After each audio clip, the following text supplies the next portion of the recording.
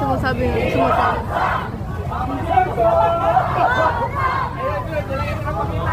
Tama kayo? Tama. Layo na lakarin nila. Kung hindi kita kasama, sasama ako, mag-isa ako. May ano ako, banner. Wala na nga. Pero inubos sa tao sila nito, no? Mabaralikan dyan, nabanggi naman. Daming tao. Ngayon lang naman yun, hindi kay Aquino, wala naman ganyan. Kasi Everyday nila yung ginagawa. Ngayon, grabe ang corruption talaga ngayon. Ano ba yung parang patawag ko? Ha? Patawag ko. Talagang lantaran na ninanakaw nila yung pera ng taong bayan. Grabe, ina-embarrass sila. NU man ay patutin yun, National University.